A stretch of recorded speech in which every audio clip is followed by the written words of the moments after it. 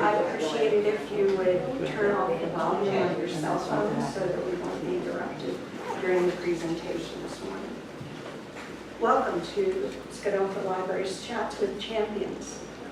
These presentations are offered at least once a month and frequently more than once a week. This is one of those weeks.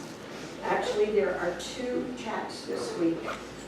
The next chat on August 24th, that's Thursday, is by author Ron Chase. He will be discussing his recently published book, The Great Mars Hill Bank Robbery, the true story of Maine's zaniest criminal. Sounds like a good one. It was the largest bank robbery in Maine history at the time in 1971. And the robbers' strange escapades following the theft will be the focus of Ron Chase's presentation. We hope you can make that chat as well. Skidompha Library's chats are sponsored by Sherman's Maine Coast Bookshop and are free to the public. For today's chat, we welcome Rem and Taylor Briggs. Rem is a retired English teacher and is a valued volunteer and co-manager of Skidompha's used bookshop. Taylor is an elementary substitute teacher at Great Salt Bay Elementary School here in Damascata. The Briggs are residents of Newcastle and have 5 grown children. Yes? Oh. Questions on that? I thought maybe I wasn't loud enough. Their presentation this morning is a highly anticipated account of their 2016 thru-hike of the Appalachian Trail, their walk home from Georgia to Maine with their dog Sitka accompanying them. The 2,190-mile hike from Springer Mountain, Georgia, to the summit of Katahdin Mountain here in Maine took 5 months.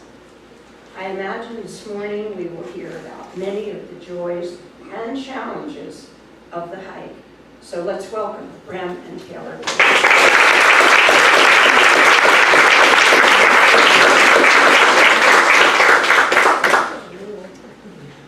Thank you for coming. I see a number of faces that I recognize here, so I'm going to have to tone down my tall tales. And I have some Taylor here to make sure that I keep the truthful claim.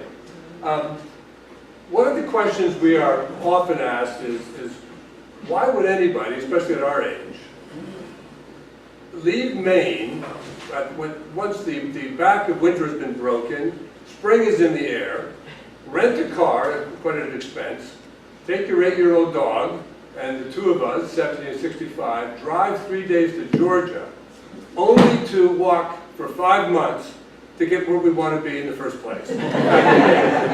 So, 6 months before we left on our trip, I was sort of pondering why are we doing this. And then we finished just under a year ago. In fact, a year ago today, I looked at my journal this morning, we were in a canoe, which is the only ferry on the Appalachian Trail crossing the Kennebec River, which is just before you get to Monson, Maine, before the 100-mile wilderness. So I'm not sure why we did this, but maybe this presentation will help me and help you understand why this happened. The best I can do is say that both Taylor's family and my family has a certain philosophy. And it permeates not only us, but my siblings, her siblings, our grandchildren, nieces and nephews, and that is, if you get too comfortable, it's time to do something else. And I think that has informed the way we've led our lives. So every 10 years or so, we have what I call the 7-year itch. We do something a little bit different. So this story, there's a backstory to this. It's more than just the Appalachian Trail. It's a story of that philosophy, our families, and what brought us to do this type of thing, which is not really clearly understandable. We might call it a culture of restlessness, and I think that probably is as true as we can get. So it starts, this is Taylor's father as a kid. Taylor and I did very little back hiking until recently. Before that, anytime we went someplace, it was always by boat. We're boat people. Taylor's father, when he was a kid, was a boat person. This is my father. Taylor's father lived in Connecticut, my father in Rhode Island. They were brought up pretty much on a boat. Then, they didn't know each other, of course, but they did meet a number of years later when they were both students at MIT. And this is my father on the left, Taylor's father on the right, a friend in the middle. I know that this picture was taken when they were going from, I think it's Newport, Rhode Island. They were sailing up to Portland, Maine to go to a wedding.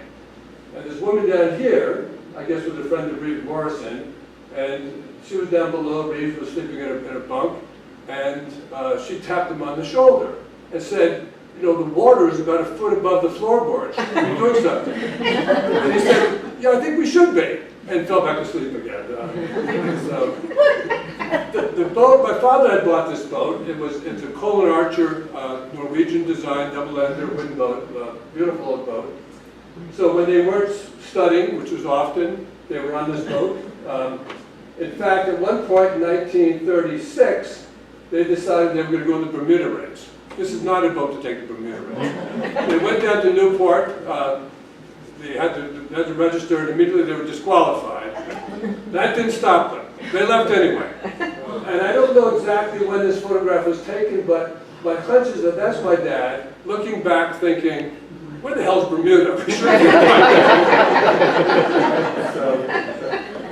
that. Then after actually when he was 17 or 18 years old, my father started going up in the summers to Newfoundland and Labrador to work with the Grenfell mission. Some of you may have known Sir Wilfrid Grenfell, who did missionary work up in Newfoundland and Labrador. He started as a stoker in some of the boats, and then finally became the skipper of some of Grenfell's boats. And that's where, in the 30s, he met my mother, who's up on the left. She also was up in Newfoundland. She was at that point, a medical student at Columbia University, and they met, and courtship began. And my father then, graduate from MIT, went to sea, working in the engine room. She was still at Columbia, and I found this letter after my mother died. And you can see that he's a dreamer. He talks about, I said, look, when we have our children, let's get a boat, 60 or 70 feet. Let's sail over to Greenland, Iceland, Norway, spend the winter in Norway skiing. Then we'll cross to South America, go around the Horn, spend a year in Chile, and then continue to the Fiji Islands and go on. And he talks about, you know, some of the problems getting the gear. This is, of course, when he's still only in his 20s. Get some of the gear together, save up some money. But what I love about this is at the very end, he says, my heart thumps, just thinking about it. So in this letter also I found this drawing. My father was not much of an artist.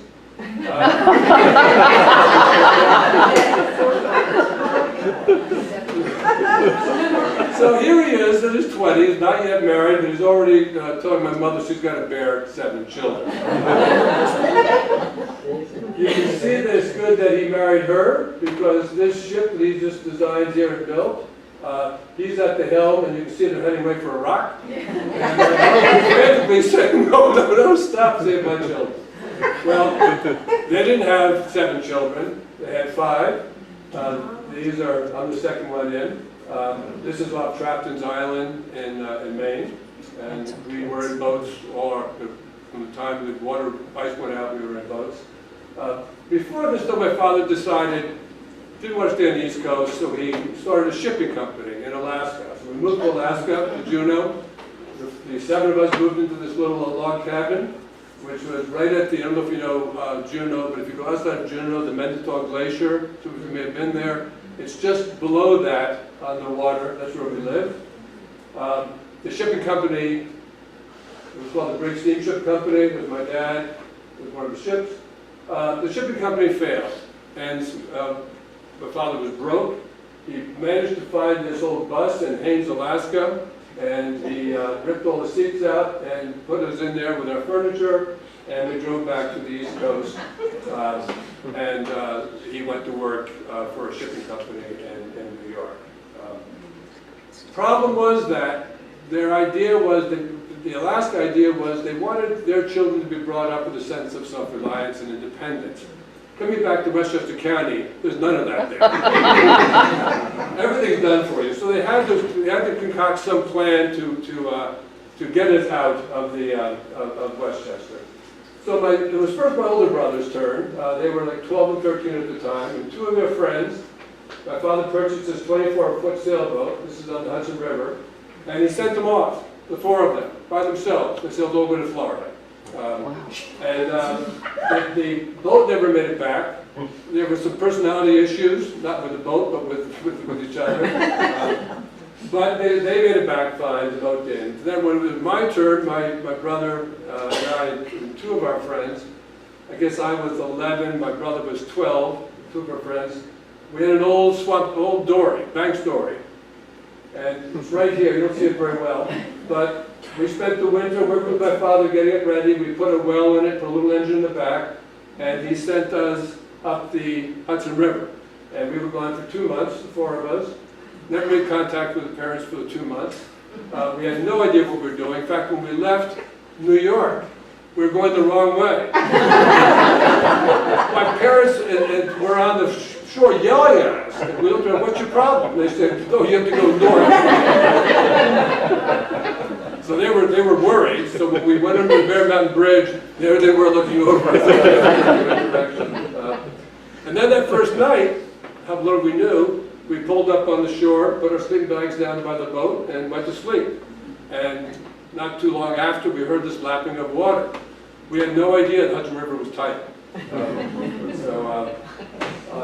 I think today, my parents probably would have been arrested.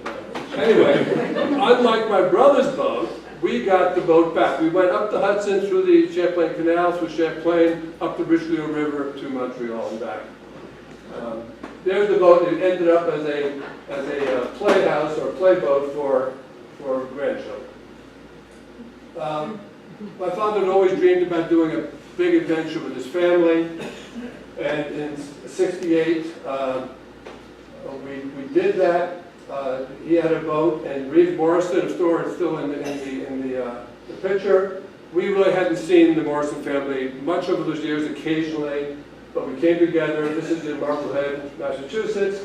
That's Taylor on the right. I'm in the back. Reeve Morrison is the right-hand person on the left, and my father sitting down, and my mother. And my brother Mal, yeah. So we went over to Newfoundland, Labrador, up into Greenland, and then this is Greenland. And then from Greenland, we went over to Europe. First time to stop to get water. And by that time, I graduated from college the next year, and there was sort of a history of Newfoundland in our blood. I had a brother who was a doctor who went up there and worked. Another brother went up and worked there in St. Anthony. So I had no choice. There we go, up to Newfoundland to teach in this little schoolhouse on the left, 2-room schoolhouse, that's where I taught him. This is the village where I lived. You can see it's pretty barren up there. No running water, no outhouse, nothing. They had what's called thunder mugs, okay? You can imagine what that is. Which I wouldn't use. I would go out to the outhouse, which was down by the water there. And when you sit on it, you had to sit for at least 5 minutes until things thawed out so you could stand up. So Taylor, who's a bit younger than I, she spent 1 year at Williams College as an exchange student. And I don't know if you know John Gardner, but he was a boat builder at Mystic Seaport. And she worked with him, built his little boat. This is in Mystic. called The Good Little Skip, I think it was. So then we started courting, and when you court, what do? You build a boat. So I had this barn I rented in upstate New York, and we built this Swampscott dory, which is in the water right out on Wisconsin Bay right now. And we had our children. We had 5, you only see 4 here, 1 is hidden. And then it was time for us to sort of realize my father's dream, which was to do a large sale. So we sold our house in New York, we bought this boat, and this is Rem in Long Island, Wisconsin Bay right behind you, and we took off on a circumnavigation around the world. So we went from here, Briggs Morrison's still with us, okay? And then we went to Europe and then to Africa, over to Brazil, to Cape Town. And here we are about 3,000 miles from Cape Town and still another 3,500 miles before we get to Australia in the Southern Ocean. That was a 44-day trip, 6,500 miles, and we're told by the U.S. government, by South Africa's government, and by Australia, if something happens out there, forget it, we're not coming for you, okay? So we had to be careful. Then we got to Australia. My daughter and her husband and their 5-month-old Nathan met us, and they sailed to New Zealand with us across the Tasman Sea. We had him in his car chair, bolted to the bulkhead, and of the 6 or 7 of us on board, he was the only one who didn't get sick. You will see him in a few minutes because he is also a hiker. In fact, right now, he's 12 years old now. He's hiking the Appalachian Trail as we speak, the 100-mile wilderness part, and he's due to get into Able Bridge just before Katahdin tomorrow evening, and we're going to summit with him. Taylor and I are going to go summit with him on Tuesday morning.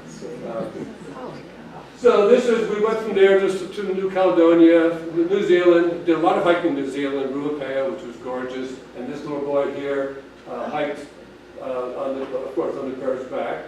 Then we went from there to Japan, and then over to Alaska, and then back down to the canal back home. This is where we're coming back to Rem, Long Island, just getting back.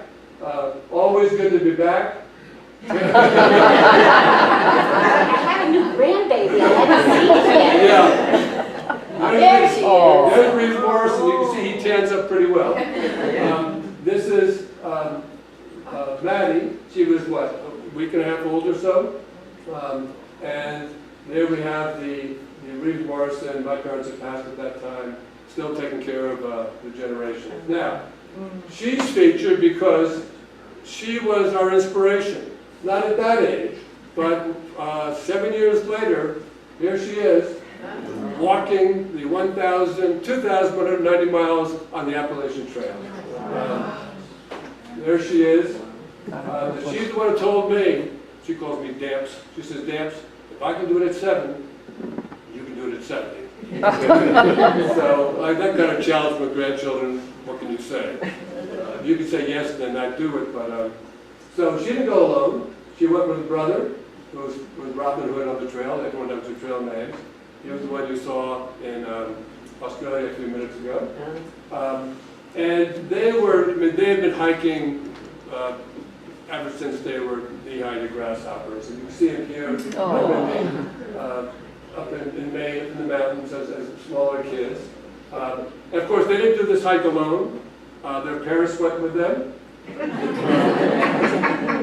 And that's Dave and Emily and Nathan and Maddy. And Nathan, the one on the left, is the one who was just about ready to finish the 100-mile wilderness. So what you can glean from this is this quote.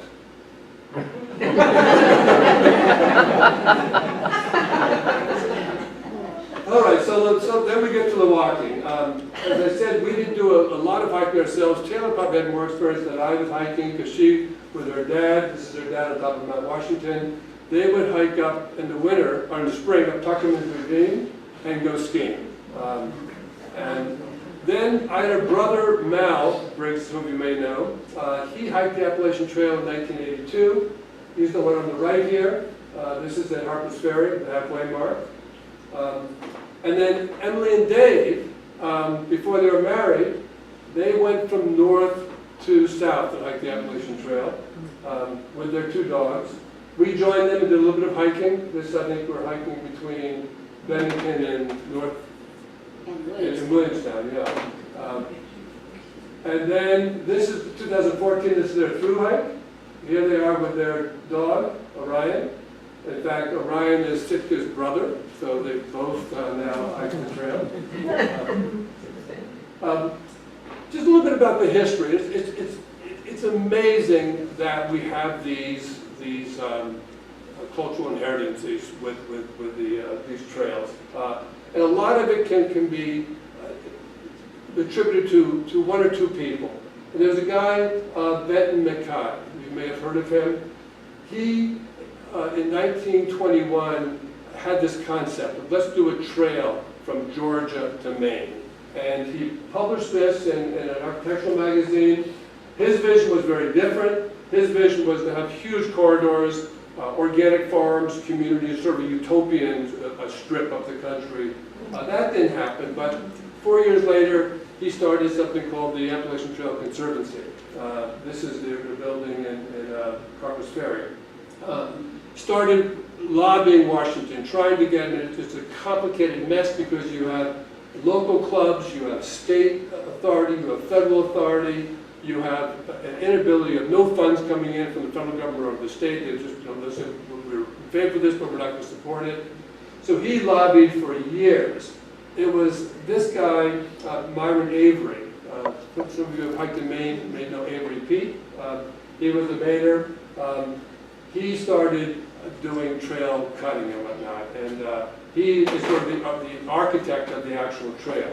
And he took over 1931 the reins of the Appalachian Trail Conservancy, and then in '37 it finally there was a through route you could get through. A lot of it was road walking stuff, but you could get through. And then in '38. The thing was, with the 38th hurricane, the trail was essentially, at least in the northern part, destroyed, unrecognizable, couldn't be walked. And then, of course, the war came, and so there was no resources to put into the trail. So it wasn't open again until the 50s or so, where you could go through it again. And then finally, in 1968, mostly because of Lady Bird Johnson, there was legislation passed to create a federal, a national Appalachian Trail. And the understanding was that the National Park Service would have control over the Appalachian Trail, and then the National Forest Service would have control over the Pacific Crest Trail. And because those two agencies battled all the time for authority and position. It still took, I mean, it was 2014 when the last 100 miles up by Saddleback Mountain became under federal jurisdiction. So it was a public way. And so now the whole Appalachian Trail is secured forever under federal authority. The interesting thing is that the federal government what took them so long to agree to this is that the AT Conservancy is a nonprofit. So the idea of a nonprofit running federal land took a long time to work out, but they finally agreed to do that. So it's a nonprofit that now takes care of the trail. So you can see the trail. And you can see these represent all the trail clubs that do the work on the trail. And it's absolutely amazing what they do. And they do it with no mechanized materials at all. They're using pulleys and cables and picks and shovels to do all the work. Actually, there was a side trail on the Katahdin that had been washed out 3 or 4 years ago, and they're now rebuilding it. And these people were working on that. Then, of course, a lot of eagle projects, a lot of the bridges, wooden bridges going across rivers and whatnot, are done by Eagle Scouts, Boy Scouts and whatnot, and they maintain those. So it's a real sort of community effort. And then, of course, during the 30s, the CCC did a lot of work. And this represents 1937, when the last part of the trail was completed so you could get through. So, preparations. We didn't have a lot of experience, but we had children who did, so we relied upon them. There are lots of resources available. It's not like just going off by yourself. I mean, there are books, manuals that tell you how to, where the water sources are, what the topography is, so you can, where the crossings are, where you can resupply. So that it's really very helpful this way. And then we had to get food ready. So Taylor borrowed her daughter's dehydrator and started dehydrating food to bring along with us. And we had different points. We'd have food shipped to us and we'd pick them up at post offices along the way. Then, because we're not exactly young, we had to go light. So we had to get light tents. This tent here, which is a duplex for 2 people, weighs 1.2 pounds. And it's carbon fiber, which is a very, very light. My knapsack is also carbon fiber, very light. This is really important for us. We would leave fully provisioned maybe about 30 pounds, and by the time we re-provisioned, we'd be down to about 20 pounds. So you'd like to eat as fast as you could. And of course, you need a stove, a little propane stove. The dog, we weren't going to carry his food, okay? So we got a pack for him, he carried his own food. And here we are in Springer Mountain, we're starting. I have to say, inauspicious beginning.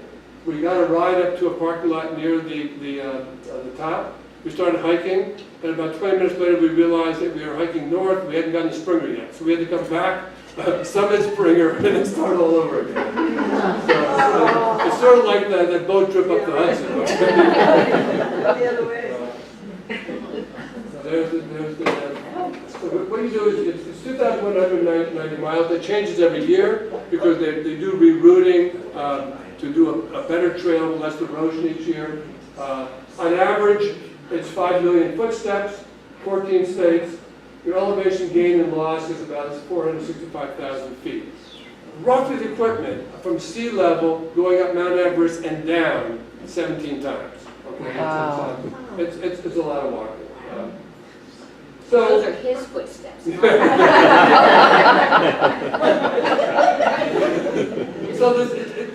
the days are pretty typical, and they can be, somewhat boring. Okay, you're just walking in the woods. Okay, and so what you do is in the evening you try to find a place to set up your tent. There are shelters, but we've tended to stay away from them because we have a dog, and also because we like to be sort of on our own when it's quiet. And there are a lot of young people on the trail. And you know what young people do when they pitch their tent and sit around? Yeah, they sing, but they do other things too.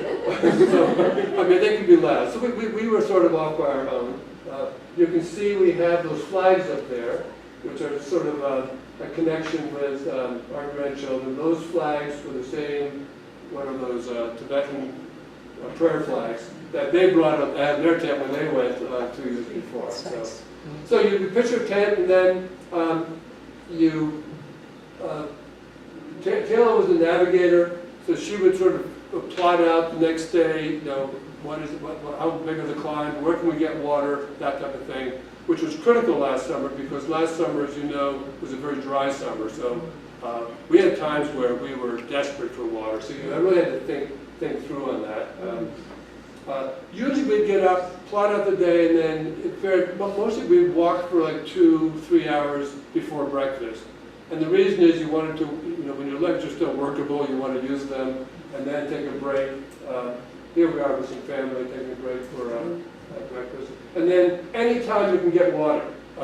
In Georgia there was one place that said cascading rocks with our cliff with a cascading stream. I forget what it said. And there was one little drop every 3 or 4 minutes. Just sitting there waiting. So water was an issue. So as often as I could, I would stop and say, "Oh, Taylor, I have to stop. I need to drink some water," but really my feet were killing me. And then you're hiking. And later on, when the blueberry seasons are ripe, our dog would forage. He loved blueberries. And he would get them before we would. Then we stopped for lunch someplace. Did you treat that water? Pardon? We did. You know, there's a reverse osmosis filter you put on there, and we treated. Almost everyone treated them either through boiling or through drops. There are lots of different ways. Yeah.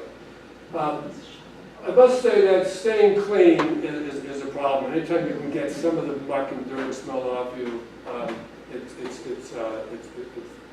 stop and do that. I remember a story my daughter told when she was hiking, the first time that she hiked through in 2002, thru-hike.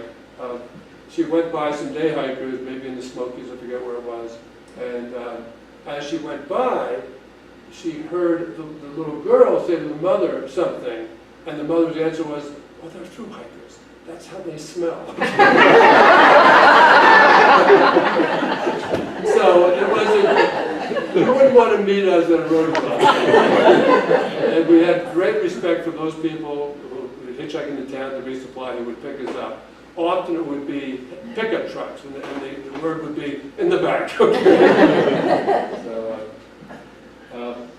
at the beginning, I was the weaker hiker by far, so often Taylor would come back and find me. The dog was the best hiker, so typically he'd be up there saying, "Come on, guys, what the hell's your problem?" So he'd be up there. He would run ahead and look back and wonder where we were. You have to spice things up with a little bit of humor, so you pretend that things are more dangerous than they are. Sometimes I like to act like Tarzan. And then, you know, you can't, weight is really important. But the stereotypical thing is to take your toothbrush and cut it in half. It's more symbolic than anything else. But most of us are readers, but we couldn't, the weight of books was too much. So what I did was and you can see I'm always, by the way, this Skidompha books, that went from Springer Mountain to Katahdin with me, the same one, and you'll see it again. It's the only thing I carried that wasn't necessary. But I think Pam's suggestion it's necessary. But what I did is I got a book of 101 poems, so I memorized poems that went along the trail, which was a really fun thing to do. So it was, and then, of course, bathing. Any opportunity you could get.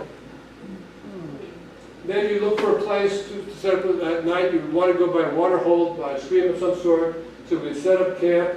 Then we do laundry, hang it up, and then repair. I mean, I started with boots, which was a boneheaded thing to do. Okay, so they were falling apart. So every night I was gluing them together. Then dinner, cooking. Lots of sassafras. We made a sassafras tea often, which is really quite good. I would write in my journal, and then you'd have to hang your food in bear bags up on these so that the bears don't get them. It often didn't work. Or you have boxes which were better. You could put your food in, and then to sleep. So resupply was really important. I mean, we can't carry a lot of stuff. So we resupply probably every 3 to 10 days, depending upon probably 10 days was the longest. What it means, sometimes you're lucky enough to go through a town, which was easy. Oftentimes you had to hitchhike with the dog into a town to resupply and then come back. This is Boiling Springs, Pennsylvania, which is a beautiful little town if you've been there. But you walk right through the town. They have all was it Kruger or Kroger, whatever the store was. But they had everything we needed. Oftentimes, and then you'd come in, you would shop, and then you have to decant everything in the bags. Okay, you get them lighter, and then distribute them between Taylor's pack and my pack. So when she was taking a break, some of my stuff would go into her pack, which was and a lot of the towns by the trail, for economic reasons, probably, open up their commons to hikers. So you can camp there, they sometimes have showers there, picnic tables, so you can sit and eat, just fill yourself up. You know, when you start hiking, the first 3 or 4 days, everyone's talking about gear. What kind of gear do you have, okay? What kind of tent do you have? After 4 days, no talking gear, only food, okay? It dominates the landscape. So oftentimes, when we couldn't get clean in the streams, we would spend a night in a hotel, usually go into town maybe at 4 o'clock, do shopping, get into a hotel, get some stuff for breakfast, have a big breakfast, and then in the morning back onto the trail. One of my favorite poets is Walt Whitman, and this is, he is sort of the poet of the trail. Everyone knows these few lines here. And he talks about the long brown road, and certainly there is some of that. And here he is, by the way. This is Whitman and his friend Rem. This is in a zoo, the Bear Mountain Zoo, okay, which the trail goes right through, and there he is, just before the Bear Mountain Bridge. He talks about the long brown trail, and there is some of that, but the trail is really much more varied than that. You've got snow sometimes. I mean, the interesting thing about the early walk in April is that every day you go from spring to winter. So you go down to the gap, and the flowers are all blooming, the leaves are out. You go up 4,000 feet, and it's winter again. So you're constantly going in and out of winter, which is kind of cool. They say that 1,000 feet in elevation is equivalent of 200 miles further north at sea level. So you can see, we go into snow and then come out of it again. This is, I mean, the flowers in the spring, this is in Georgia, are just gorgeous. And you have this type of landscape. This is Laurel Falls in Tennessee. Then you have a lot of these balds as well, which is not, this is called Max Patch, which is one of the more famous balds on the trail. I should have gotten a picture from the top, but it's you have a 360-degree view from the top, which is pretty spectacular. And then you have the rhododendron. I mean, some people call this rhododendron way. Almost the whole trail, until you get to maybe New Hampshire and Maine, is dominated by these rhododendron.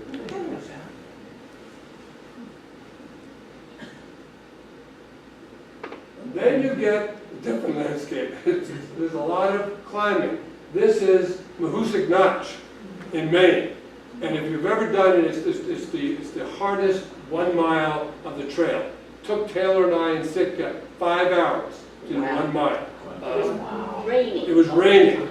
Slippery. Yeah, slippery, and you just have to, at times, you're just sort of trying to find a way to get around these boulders. It's almost as if some titan took these huge boulders and threw them in the valley. And you think you're out of it, and they take go around the corner and then no more. Where is that in Maine?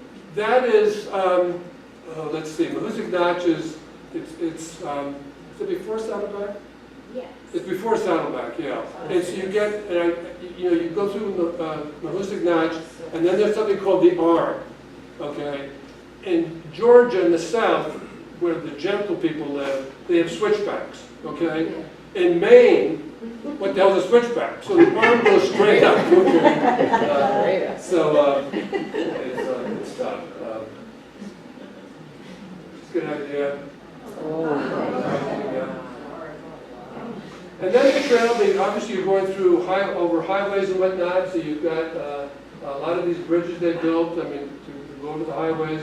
And then you have these, these wooden bridges that a lot of times the Eagle Scouts build, like this. That's pretty. Then oftentimes it'll just, the trail will follow right along a stream. This is in, just we got to Massachusetts here, this beautiful stream with swimming holes. And then you get into New England and you've got this one. This is in the Whites, I believe. Yeah. This is Bear Mountain Park. It's really, this is where the trail is really sculptured. I mean, this you can see the kind of steps they put here. It's a very different feel. And then where you can't get up, in places they put in these iron rebar to help you get up. And you see it when it's wet. This is all moss, very slippery. How did the dog get up the ladder? What's that? How did the dog get up the Oh, ladder? the dog's amazing. I mean, it whines and whines and then leaps. Okay? He got good at scouting around and looking and trying to figure things out, and then all of a sudden he'd make his decision and do it. This is going up the arm after the Hoosic Notch. You can see what the trail looks like. Then they're interesting formations. And here you have, we had at Hot Springs, North Carolina, just to the north of Hot Springs, there was a huge forest fire. So we had to go bypass 20 miles of the trail. You see the fire in the back there? And you see what's burned out. I mean, it's usually just a fire that comes through very quickly and does the undergrowth. That's pretty typical. Trail going along streams. We did have some rain, so there was some mud, but we had very little of that. And then you have to cross, the trail crosses, this is the Delaware Water Gap. And you do have some walking along bridges, but they've really done a nice job. You can see they have a trail just for the hikers. So been a lot of thought put into how to do this carefully. Then again, some trails come right in through town. You can see the white blaze there on the telephone pole. And this is Dalton, Massachusetts. And we're going back. This is Grayson Highlands in Virginia, where the wild ponies are. And that was fun, going through there. This next one is the Guillotine. And then we get to Pennsylvania. That's Pennsylvania. It's every one of the trails says if you don't, what you should do when you get to Pennsylvania is what's called yellow blaze. Yellow blazing is take the road, okay, the highway, because boulders are all right, but these are little rocks that go, they stick straight up and they're sharp, and it's horrible walking. It's only about 4 days of this kind of walking, but it's not fun. Did you see any snakes? Oh yes, you'll see some snakes later on, yeah. Okay. And then you get into New York.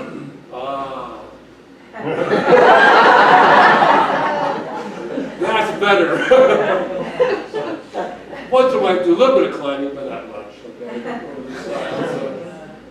And then we get up into the most beautiful part of the whole trail. I mean, it's not because I'm from Maine, but it's Maine is gorgeous. Saddleback, the Bigelows.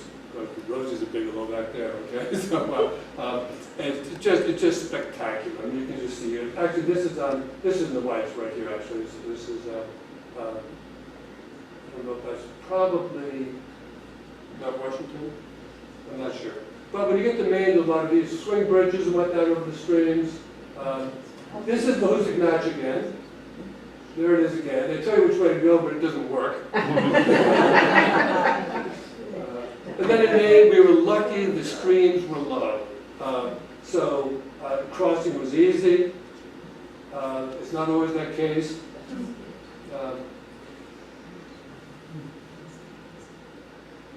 Of course, probably the highlight of the people, just go for a few people we've met. I mean, it was an incredible adventure that way. We met some of the most amazing people. And a lot of people from the South. And we hiked with them. And when we got to Maine, all they wanted to do was come with us and have lobster on the coast. And we did it a few times. But this first person, this is Byron, just quickly.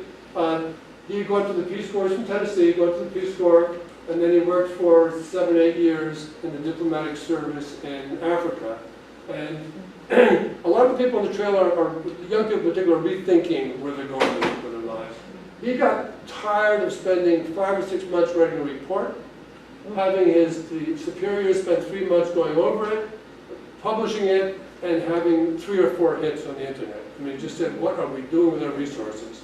And we're not talking about thousands of dollars, we're talking about millions of dollars. And he was fed up. So we met him early on and spent a lot of time. I mean, you don't really hike with people, but you see people, and then you don't see them for another month. And then you come across them again, because they took some time off or whatever. But and I've stayed in contact with him. He has since moved out to Colorado. He has a little farm out there he's running, and he's thinking about getting the local government where he thinks he can have a better effect than these big corporations. This woman on the left is Applecheeks was her name. She's from Montana. She's a wildlife butcher. So what that means is she goes into the wild and she teaches people how to butcher things in the wild. She claims she can skin a buffalo in an hour and a half. She was 19 years old. Her idea was she would do the trail while her fiancé was with a knife and some clothes on his back, was going to go into the woods for 6 weeks and survival up in Montana.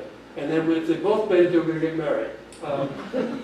As it turns out, this is she on the right there. She has Indian tattoos all over her. As it turns out, you can see she was injured. She didn't finish the trail, though she was a heck of a hiker. But I think her injuries caught up with her, and that happened to a lot of people.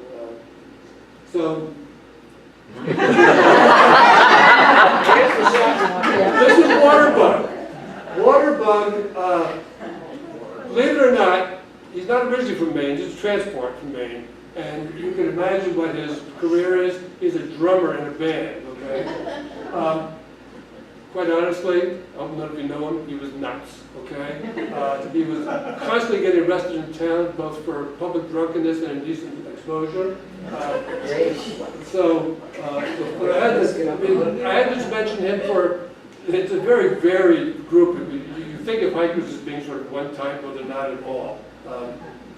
This is a woman by the name of Slam. She's 19 years old. She had her picture taken in Damascus. They have what's called trail days. And I guess they have this little studio set up where you can be silly. Anyway, she's a pretty amazing woman. When she was 15 and 16, or no, 14 and 15, those 2 summers she took off, she hiked the whole Pacific Crest Trail, 2,600 miles.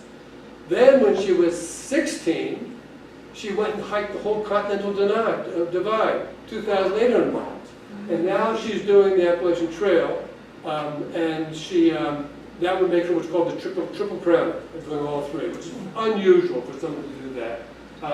She also liked to party, and when you're setting up a tent at night, you try to set up by a stream or sort of a water hole. Well, everyone else wants to do that too. And as old fogies, and you have young people around, what do they do at night? They party, okay? And if there's a town nearby, they bring back beer, okay? And you have to bring your fan to sort of fan off all the smell of marijuana as it wedged by your tent. Anyway, there were times when I was sort of annoyed with her because she would keep us up late. We needed our sleep. But we got back with her one day. One day we were at one of these water holes, and we were with a bunch of other people, and we went to bed. They were talking, we really couldn't sleep very well. But about 3 o'clock in the morning, she was night hiking with a lamp. It was a crazy thing to do, but she and, what's her boyfriend's name? Breakneck.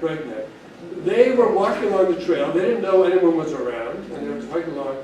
And all of a sudden, they hear this growl. They see green eyes, and they say, "We're under bear attack." So they do what everyone does. You hold your poles way up to pretend you're bigger than you are. You clack them together. You scream and yell, okay? And then Sitka comes out. She knew Sitka. Okay. So the next morning I said, see what happens when you misbehave, okay? So this woman on the left is Nature. She just visited us a couple of weeks ago. She's from Germany. She was a professor at the University of Mainz, doing film studies.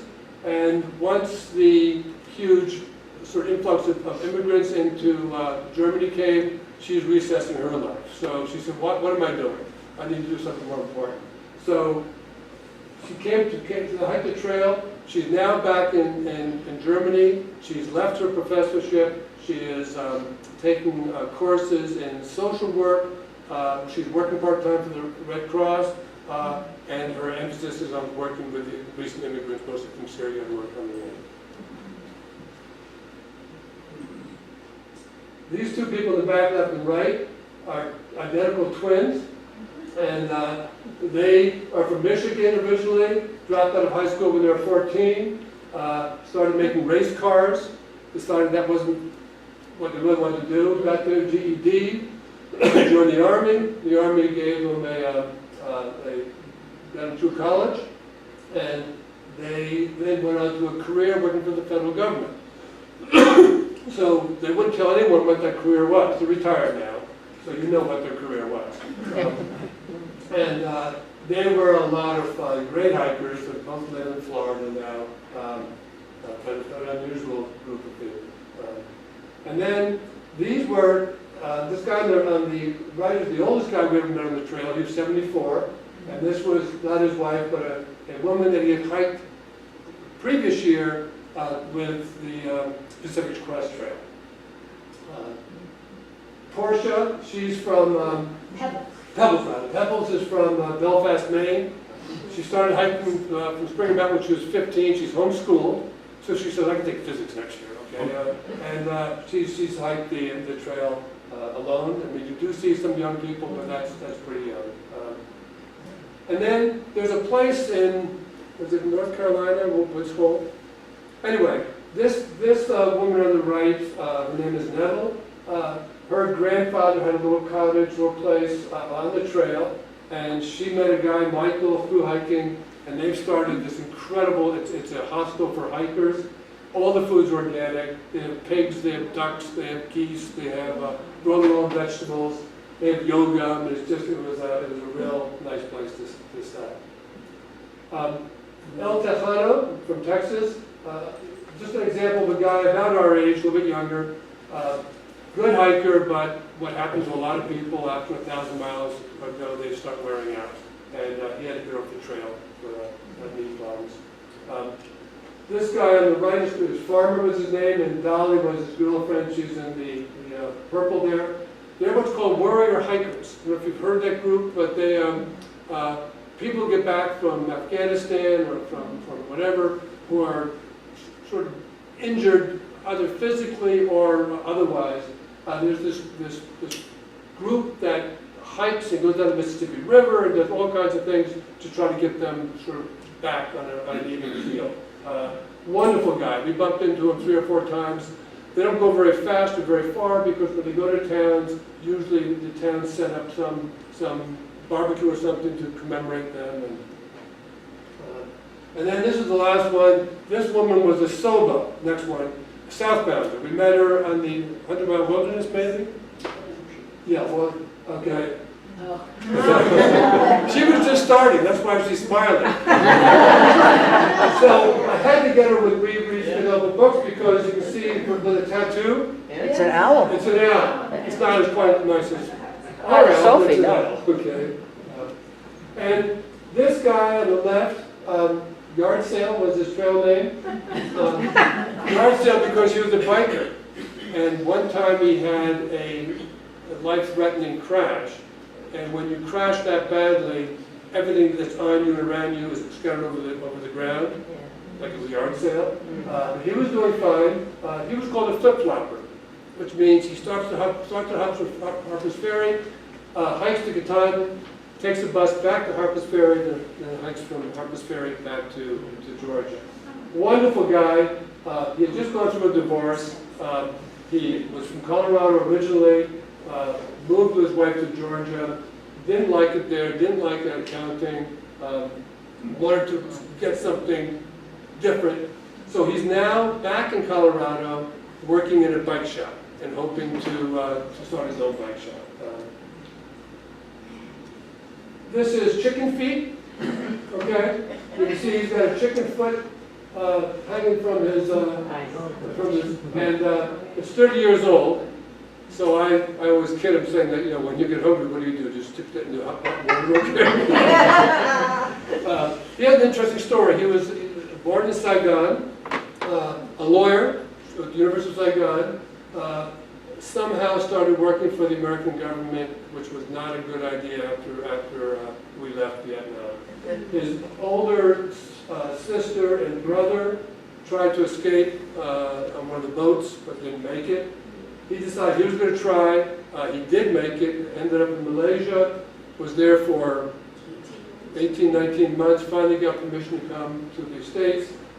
Here he's a lawyer. What does he do? He works as a forklift worker, does anything he has to do, we do. Works in Chinese restaurants, manual labor, marries a Vietnamese woman here, has a daughter. She goes on to NYU undergraduate, NYU Law School, and is a very successful lawyer in New York. So, if you ever criticize anything about the United States in front of him, you're in trouble, okay? He, no tolerance for that. You can see why. I mean, for him, it was just you know, he worked hard, and he's setting his family in the right trajectory. Just the scenery quickly, it's beautiful, and you have, I mean, for a lot of times during the canopy, but you also have these just gorgeous views, okay?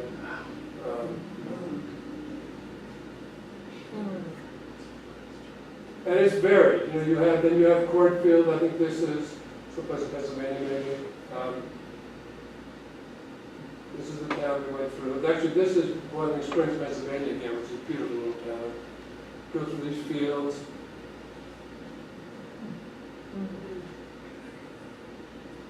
This is in Pennsylvania, Park Mountain.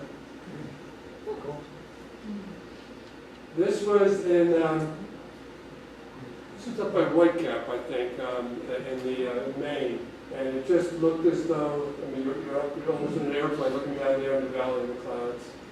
This is Maine. I mean, once you get to Maine, you're just in heaven because of all the water, all the lakes and streams and trees. This was, we had a toughest time we had really was on Mount Washington. We climbed up, it was fine, it was a little bit foggy, then it started to clear. We were heading down to Madison, I think, Madison Spring Hut. And the weather came in. And when they warned you about this. And it was blowing 70, 80 miles an hour. We couldn't stand up. You couldn't see a thing. And luckily, our dog, Sitka, would go in front of us, and he knows where the trail is regardless. And so we could see his little white tail. It was this white blaze, okay, and we would follow that. We finally got into the hut, and I mean, the hut's ridiculously expensive, you know. It's for people from, you know, who hike for a day and could spend $200 a night in a hut. But they have something called work for stay. So they let us and Sitka stay for the night. We worked, we did dishes, cooked and whatnot. And so soon after we got in, it was getting dark. We were really worried, probably the most worried we were on the whole trail. And a young woman from Alabama came in right after us, badly cut up and bruised. And she went and just sat in the corner and just whimpered. I mean, she was so spooked by this. But we saw her, 2 days later? She was charging by us with her ear things on, blasting music around. She was just fine. You know where this is, with the windmills, is Maine. That's Flagstaff Lake, yep. From the Bigelows, I mean, just gorgeous.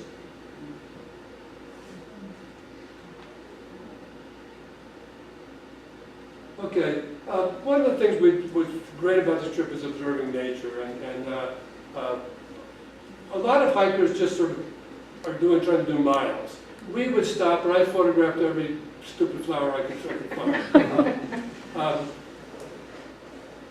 Ben McKay, the person who originally had this idea of the Appalachian Trail, was upset by the people who were trying to do miles, so get 30, 40 miles. There are a lot of kids who do that. And he wanted to give an award for the person who did the trail the slowest, okay? We couldn't do that because we had some obligations, but this is almost looks like, this is, these flowers are called Spring Beauty. You can see that the leaves aren't out. This is probably in Georgia, maybe North Carolina, and it looks like it snowed.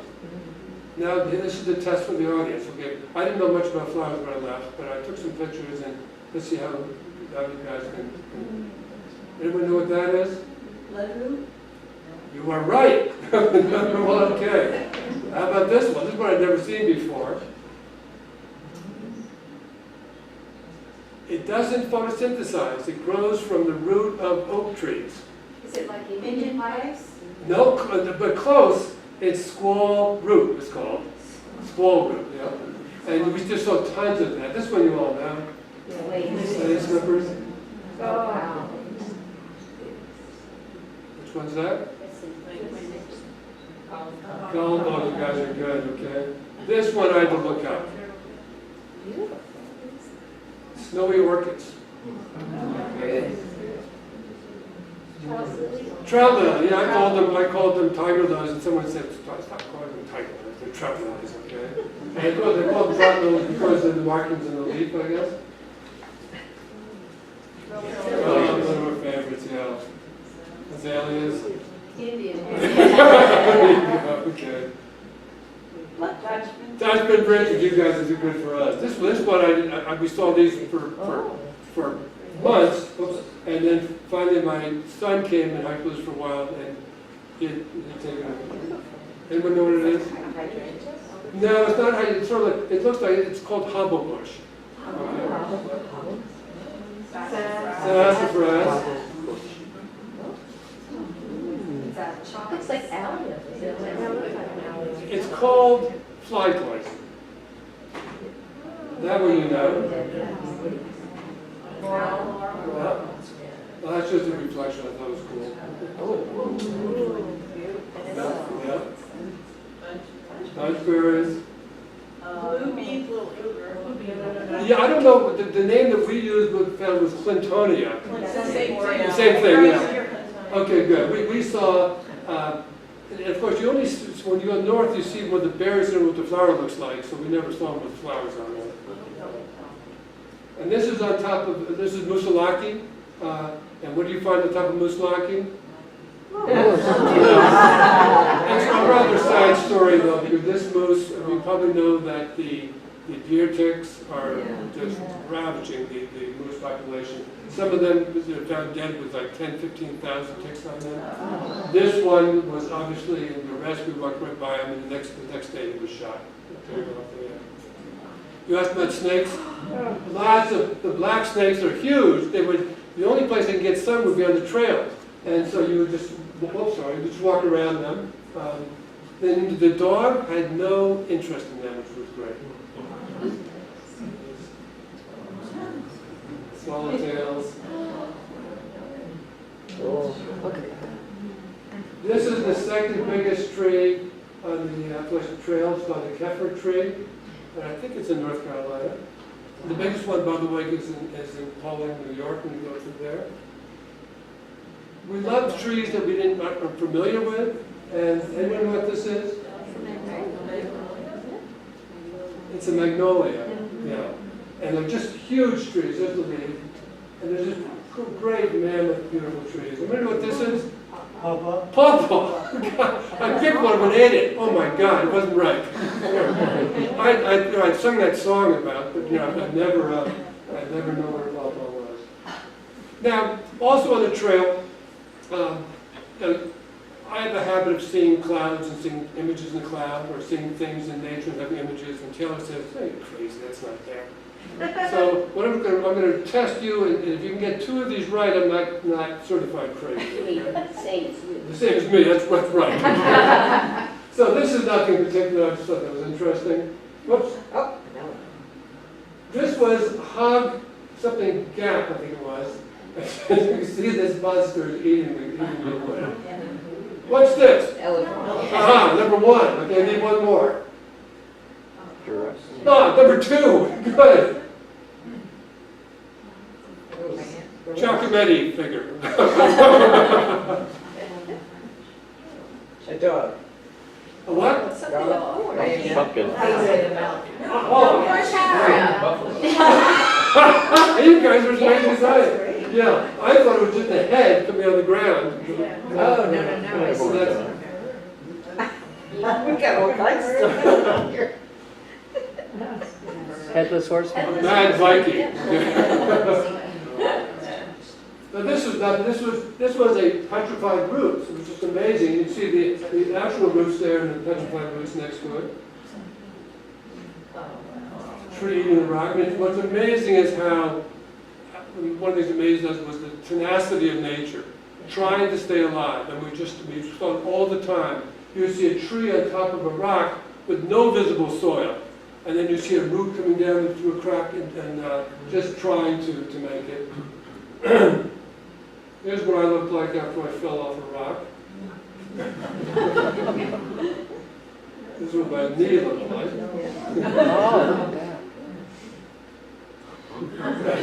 That's a blaze, okay? The white light is really cute having this little monster eating blaze. Challenges. Now, only 20% of thru-hikers make it. They're both physical and mental challenges.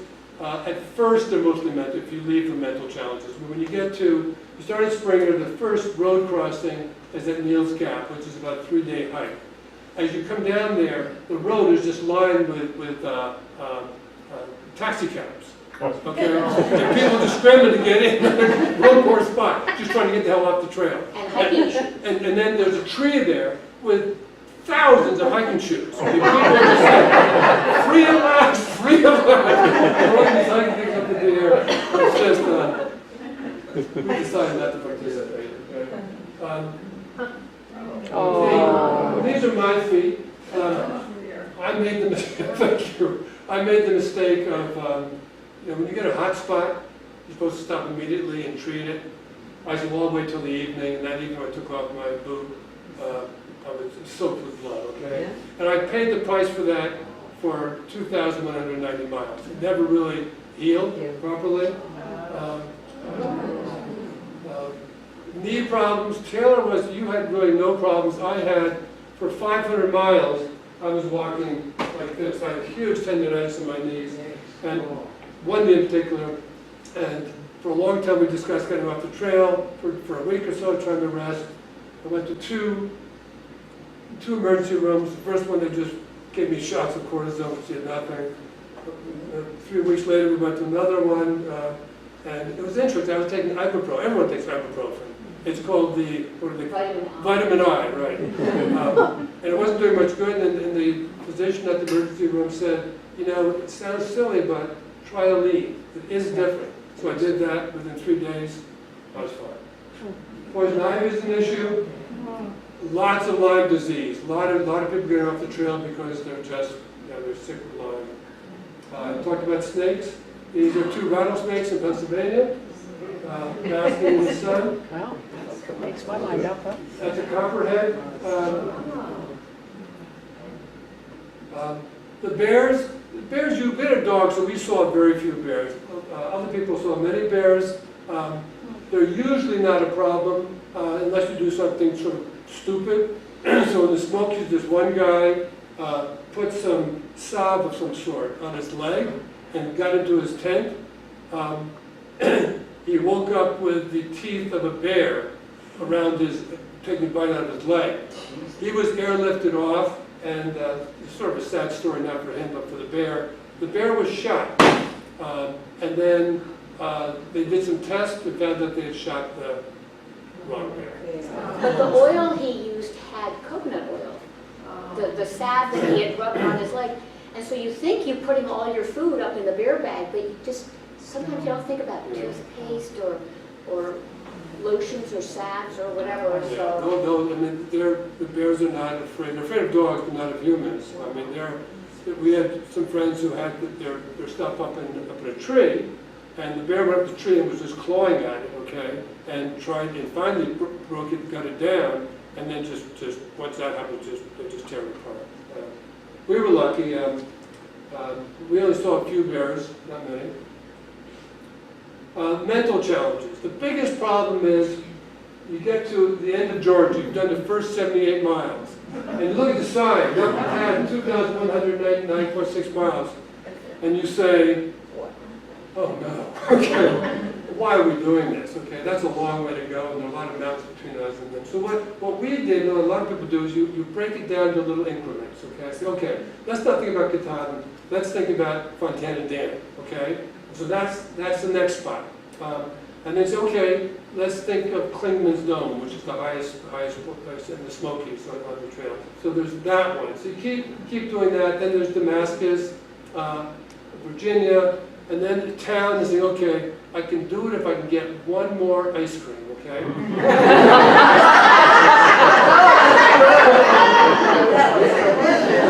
There's a story behind this. I said, when you go in, and unless you're stupid, you say, I want the largest one you can give me. So she started piling it on. And it got to the point where it was twice that size. I said, stop. That's too big. She said, what, do you want a medium? I said, yeah.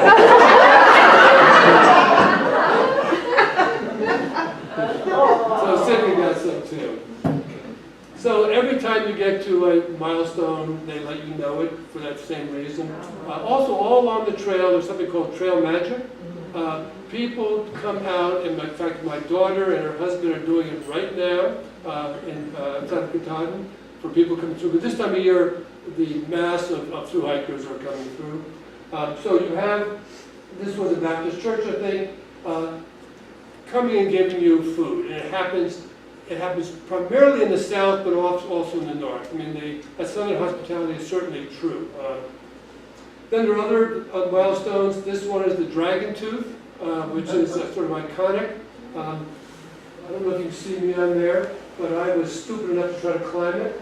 I got up on the 6 feet of the top, froze, literally froze, couldn't move. I said, this is really dumb, okay? And I was able to get down. But this is also near what's called McGaffey's Knob. This is the most sort of iconic place in the trail. You've probably seen this picture before. It's just a beautiful spot. We had a nice day. Where is that? It's in North Carolina, isn't it? I think. I'd have to look it up. Maybe. It's in the south. And then the James River. We didn't do it, but this is the longest footbridge of the Appalachian Trail. It was an old railroad bridge. You can see the railroad bridge to the right. Young hikers, as soon as they get down there, the first thing they do is take off their pack and leap into the water. Now it's marked, and this is important. You know where this is? Harper's Ferry, yeah? This is just before the halfway point, Mason-Dixon line. And this is the halfway. There's something called the halfway challenge. We didn't do, but this is a young woman and her sister, and actually her parents were hiking the trail. What you do is you pay $9 for a half-gallon of ice cream, which is not a half-gallon. She had probably another pint. And then she cheated. You're supposed to use that little wooden spoon down there, and it says, I did the half-gallon challenge. And then you eat it all as fast as you can. And then some people go in the woods and get sick. We didn't do it. This is Port Clinton, Pennsylvania. We were a little bit worried about getting here because people on the trail who have done another part always exaggerate the difficulty of it. So coming out of Port Clinton, you're supposed to go directly up for like 4,000 feet, okay?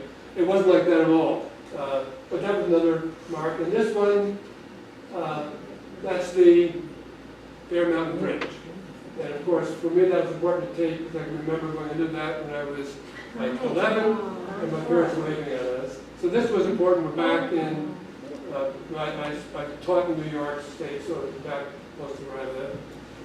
That's the bridge. They used to charge hikers 10 cents to go across, but they don't anymore. See? Never back again. Nice. And then, woohoo, we're almost there. That's going across the Kennebec, which we did a year ago today. And that's the ferryman, Eric. Takes you across. They're always going, trying to ford it because a number of hikers have died going across there. And you probably heard that they took a hiker died in Maine on the trail yesterday, and they took his body off. What happened? And there, I don't know the details. And there, you're up on what's called White Cap. You come around the end of White Cap, and for the first time, you see Katahdin. Okay. I mean, for West Coasters, they say, what we do, okay? Yeah. But for us, that's pretty significant. So another way we get through it, I'll go through this quickly, is we had lots of family meetings on the trail. That was really important for us because we have an extended family. To be away for 5 months for both of us was really difficult. So we had my son Avery and his girlfriend met us in North Carolina, Hot Springs, and hiked with us. My high school buddy, who lives in Philadelphia, came and hiked with us. The Callan family, Emily and Dave, who had hiked it, they came a number of times with us and hiked with us. There they are. We used to live in Rhinebeck, New York, and so when we came on the trail near there, our old buddy Hutchwell came and picked us up. This is my granddaughter. She came and hiked with us in Massachusetts. My son. This was my son and a friend, hiked with us in the Whites. This young man on the right, we've known for years. He and his family live in Williamstown, so he hiked with us from Williamstown to Bennington. And he's done a lot of trail maintenance, so he was great to have on the trail. Callan family. And there's Lydia, she's right over there. She met us in Monson and resupplied us before the 100-mile wilderness, which was really great. And she brought me 4 Eskimo pies, which I consumed in about 4 seconds. It's interesting, neither Taylor nor I drink soda, but on the trail, if you go to a trail magic, they have Coca-Cola, and you just suck it down. There must be need for sugar and caffeine. So this is just before we climbed Katahdin. All these people came to climb with us. And there's Maddy, who you met when she was 2 weeks old, and Nathan. That's the picture from the paper. Here we are climbing Katahdin, going up. You're never going to view from Katahdin, okay? It doesn't matter. Here we are at Katahdin.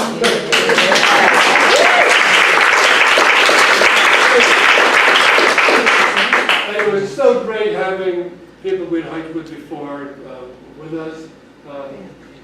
The last time you see this, and they do read Skidompha books. Yes, I know they do.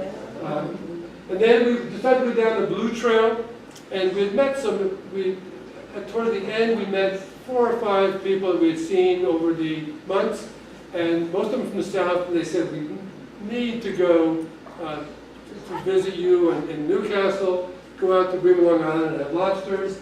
And we were able to have, 3 or 4 times we went back, picked up people we knew, brought them back. So as we go down the Blue Trail, people wanted to be done with the hike, and all they could dream of was this.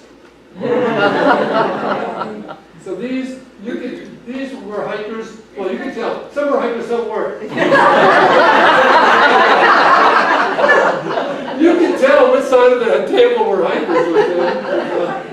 And then we met, towards the end, we met this really nice guy and girl. They were a couple. The day we picked them up, and there was our last connection with it. They came back to our island place. And we all got cleaned up for this photograph. But they were, his name was Dirty Salmon because he wore these salmon-colored trousers for 6 months. And she was Foxtrot, again, both from the south. So that was our last connection with them. That's it.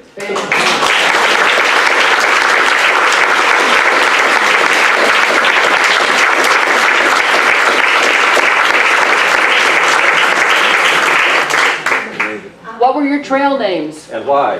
Okay, I was Whitecap. And Taylor, you can't tell now, but Well, from the pictures, Oh, you from can pictures. see, I had 2 braids, so I was You were braids. called braids. People kept trying to give me trail names that I just didn't really resonate with me. Somebody wanted us to be Bonnie and Clyde or Salt and Pepper or something, I don't know. And so finally this girl who we crossed paths with a number of times, they also had a dog, she said, you have to have a trail name. I want you to be Briggs. And so I thought, that's one I can live with. Yeah. Sure, I will be Briggs. Yeah, so it was, everyone had a trail name, and most of the people on the trail, we never knew their Real names. Nature, the professor from Germany, Mainz, we got to know afterwards. Her name is Renata Kokarov, okay? Because we went over to Germany and a month or so ago and spent some time with her. And then she visited us with her. Oh, by the way, she met in Waynesboro, Virginia, just before Shenandoah's. She'd been hiking with us for 3 weeks. And so we said, we want to get going. We resupplied. She said, well, I want to spend one more night here. Okay, then I'll catch up. Well, she spent one night there and never caught up. Because she met a guy, she married him, and they're living in Germany now.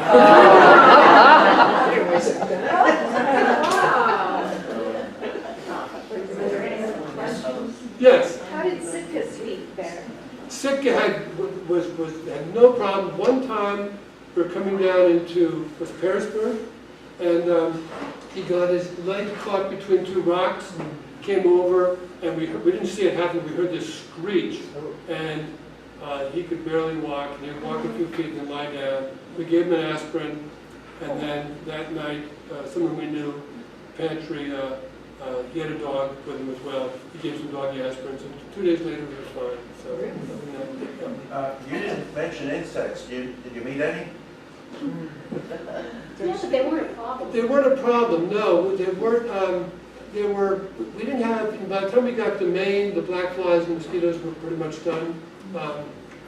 In the south, I mean, in Georgia, at that time of year in April, the wind howls from the west, and it's just at night. It's like being on an aircraft carrier. I guess the jet's taking off. It was just. I mean, even when I sailed, I never heard wind blow as hard as that. So if any insects were around, they were way to the west of us, or the east rather. Except at night, we were glad to have screens on our tent because you'd hear the and see them on the other side. But we never had any problems. Yeah. What were the dates that you traveled? We left. We started April 2nd from Springer Mountain, and we summited Katahdin on September 2nd. Well, so it's 5 months in 1 day, which actually was the exact same time to the day that my daughter and her husband and 2 kids did the trail. Wow. But they took like 3 weeks off, so they were a lot faster. Yeah. Briggs, when you camped at night, could you camp anywhere, or were there certain areas you had to head for, or when you were by the water? You can do what's called, I mean, there are shelters, and the shelters have Right. place for camps by it. And then there's something called stealth camping. And stealth camping is just camp wherever you want. And the understanding is to leave no trace. So rough up the grass afterward and whatnot. Some people have sort of put little fire pits in these places, which is discouraged by the Appalachian Trail Conservancy. Thank you. Did you have a snake bite kit? No, we did, but we probably should have. But we did. Yeah. Were there a lot of dogs in the trail? No. I would say, you could probably count them right now. There was maybe 20. maybe 20 of the whole trail, yeah. When we summited Katahdin, what number were we I mean, there were probably, last year there were close to over 1,000 people completed the trail. So it's really, when my brother did it in 1982, I mean, he would hike for days without seeing anybody. And even in 2002, when my daughter and her husband first did it, they did it from north to south, so you don't have as many people, because most people try the south. They also didn't have, it's really gotten more used. And, yeah. You hear horror stories about your safety at times. Did you feel safe the entire time? Talking about safe from bad people? Yes, absolutely. At crossings, you tend not to camp by road crossings because they're overly used, and maybe kids drinking or whatnot. And for young people, especially for young women, what happens almost immediately is that they form a community. And so even if you're traveling by yourself, you're not traveling by yourself. Very quickly, and people look out for each other. I mean, one of the amazing things about not only the people on the trail, but the people in the towns around the trail are the incredible generosity of strangers. Just amazing. What do you think, what was your highest mileage day? I mean, did you ever have to feel like you had to push yourself to? Well, our highest was probably 23, 24. We averaged 15. Divide the miles into the 153 days, roughly 15. We never took a day off, which was probably the one thing unusual about our hike, besides our age, was the fact that we never took a day off. We hiked every day. And that's, I don't know of anyone else who did that. How did you train for the hike? Taylor trained by getting up at 6 o'clock every morning and walking the dog. I trained starting in Springer Mountain in Georgia. We did, all humor aside, we did go out, we did some 10-mile hikes and whatnot, and with our packs on and whatnot, just to get used to it. Did Sitka pretty much stick to the trail, or did the dog go off? No, the dog was amazing. I mean, the dog, I mean, occasionally he would chase a deer or whatnot. But we came to road crossings. It was very early on, still in Georgia. He learned to stop before a road crossing, wait for us to put his harness on to get him across. So he was, I mean, of all the trail dogs, and I guess I'm prejudiced, he was wonderful with human beings. Everyone loved him. Even Slam, who thought he was a bear, apologized to him for yelling at him afterward. So I couldn't have thought of a better dog to have. No, he did not stray. And from his point of view, it was all day, every day dog walks. I mean, it doesn't get better than that. And he was so patient. He would sort of take whatever we threw at him. We'd go in to resupply at a grocery store and put our packs down, tie his leash to the packs, go in, be gone for 40 minutes, and come back, and he'd be lying there waiting for us to come back. And, I mean, he really rose to the occasion. He's a good boy. Admirably. Yes. I might have missed it, I came a little late, but was the dog a mix? Yeah, I mean, he looks like English. Yeah, we don't know. He's a rescue dog from Tennessee. There's an organization called, I think it's Rescue Me Labrador, and there's sort of a Pony Express where they take dogs from the south, bring them up 60 miles at a time, and then there's a clearinghouse in New Hampshire. In fact, our dog and my daughter's dog, who also hike the trail, are brothers from that same, were brought up at the same time, even though they don't look alike. One other thing, my license plate says hike, and I'm thinking maybe I should consider passing it on to people. I haven't done the Appalachian Trail, I've done the Knife's Edge, but Oh, wow. anyway. See, I haven't done the Knife's Edge, and people say it's just spectacular. Yeah, I didn't know quite what I was getting in for, but it was. Good. How much water did you have to carry each day? It varied. There are places where you know you had to go 10, 15 miles to bring another water source. We would bring, maybe, we would put a couple of pints of water in the dog pack and was looking, and then we'd carry it ourselves. We're not big drinkers of water. We don't have the same needs as some people. Some people just need gallons.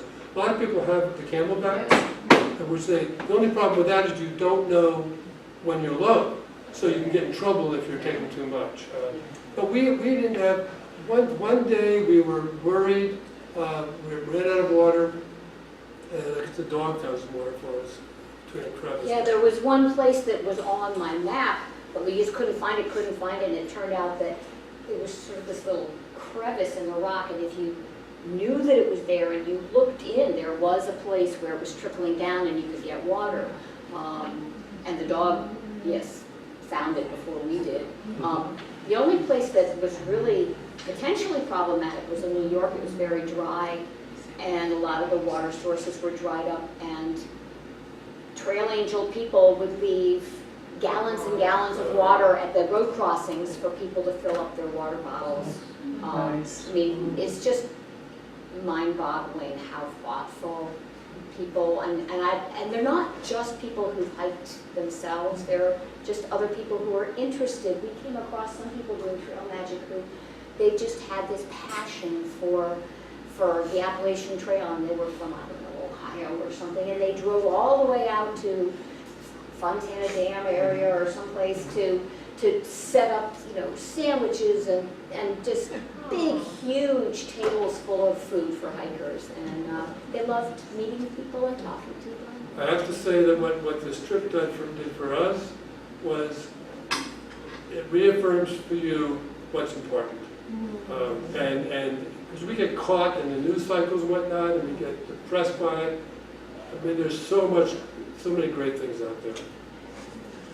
I know you have a lot more questions you'd like to ask Rem and Taylor, but I think we need to bring this to an end and thank them both.